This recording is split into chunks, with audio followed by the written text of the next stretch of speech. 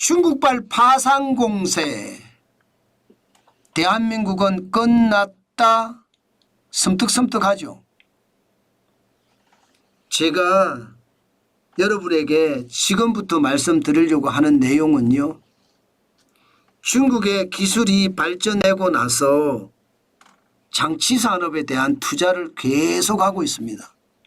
그러면서 기술력을 계속 끌어올리고 있어요.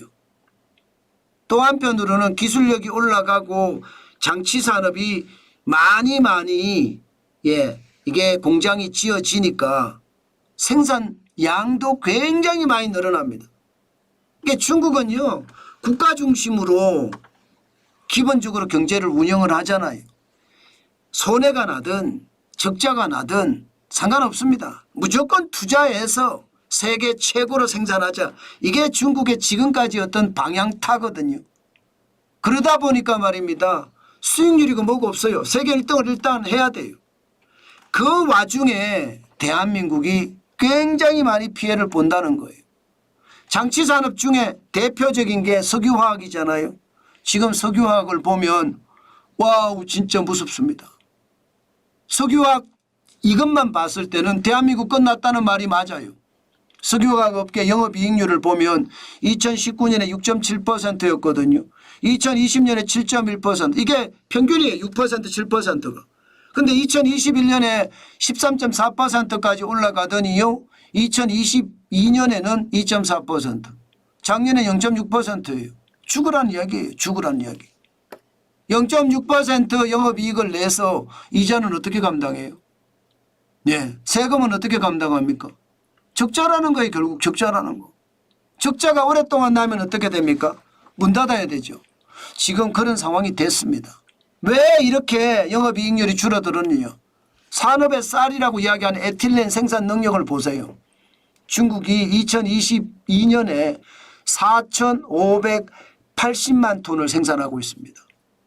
2023년에는 5,274만 톤. 2024년 올해는 5,440만 톤. 그리고 2025년은 5,597만 톤이에요. 지금 이대로라면요. 지금 이대로라면 중국은요. 한국에 에틸렌이 필요 없어요. 중국에서 생산하는 것만 하더라도 자체 소화가 다 된다는 거예요. 적어도 98%에서 올해는 100%가 넘을 거라는 겁니다. 113%까지 간다고 합니다. 그러면 여러분 우리 에틸렌을 생산하는 석유화학 업체들은 어떻게 될까요? 난리 나죠. 실제로 난리가 났습니다. 보시면 국내 나프타 분해시설 NCC입니다. 생산량을 보면 지금 실질적으로 947만 5천 톤이에요. 우리가 생산할 수 있는 총량은 12,080만 톤인데 지금 947만 5천 톤밖에 생산 못한다는 거예요. 왜? 중국이 워낙 많이 생산해서 세계 시장에 아주 저가로 뿌리니까. 그러니까 우리는 공장을 닫아야 될 판입니다. 지금 이렇게 가면 공장 가동 한계선이 60%거든요.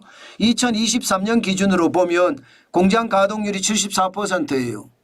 이제 문을 닫아야 될 그런 상황에 점점 봉착해 간다는 뜻이 되는 건가요? 그만큼 어렵다는 겁니다. 그만큼 상황이 굉장히 나쁘다는 거예요. 그래서 결국은 석유화학 업계 장치산업의 대표적인 주자들 지금 어떤 식이든 구조조정을 할 수밖에 없습니다. 당장 말입니다.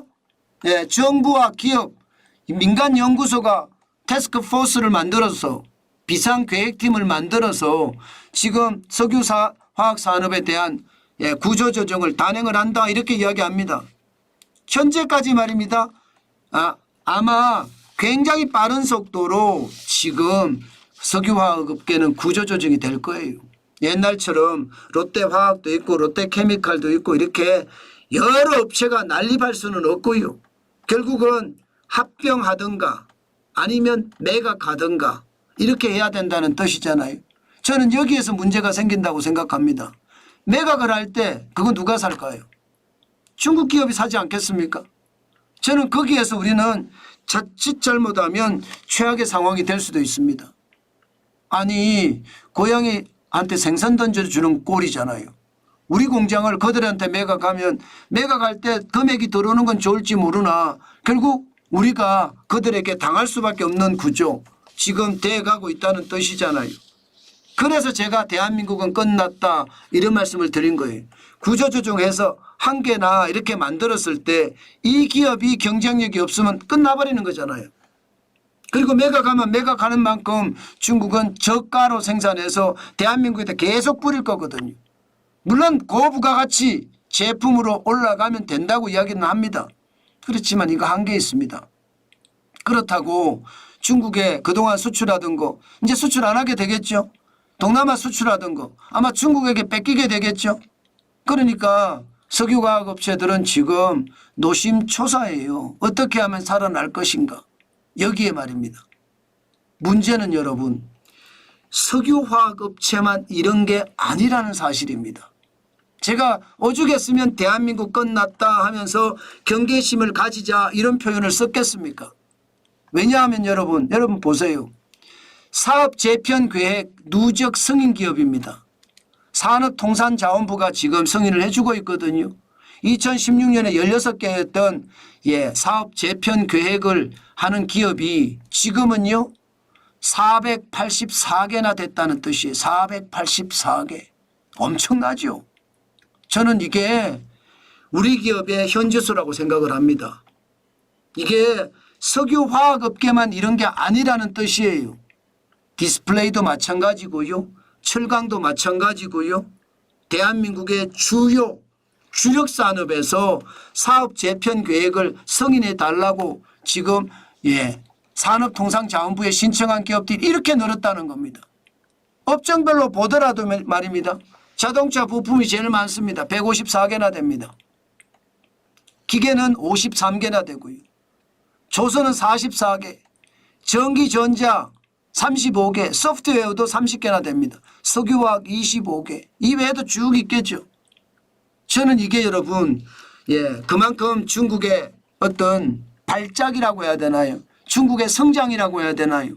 그 성장 때문에 대한민국은 최악의 상황으로 점점 몰려가지 않을까 그런 생각을 해봅니다. 저는 정부가 진짜로 정신을 차려야 된다고 봐요. 진짜로. 그렇지 않으면 말입니다.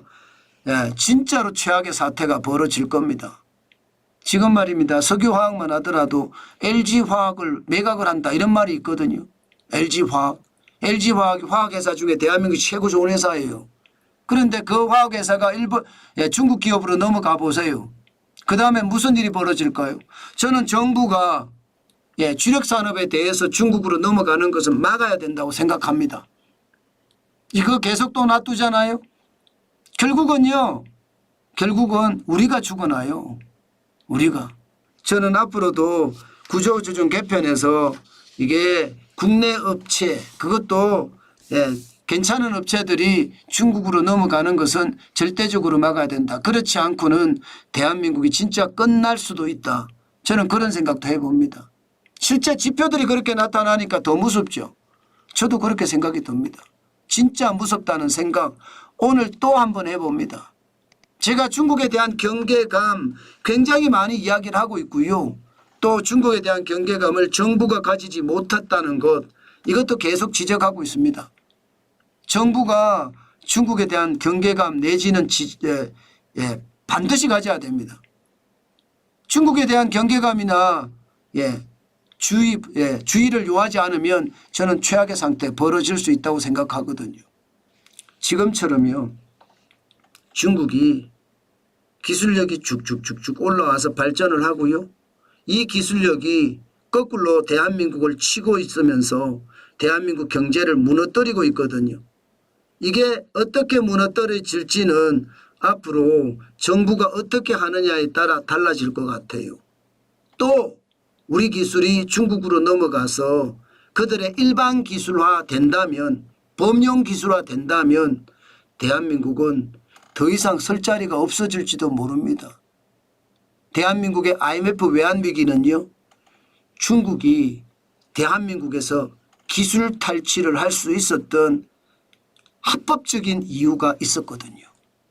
지금 우리가 구조조정을 한다는 것은 또 합법적인 구실을 만들어 주는 거거든요. 기술 탈취예요 저는요.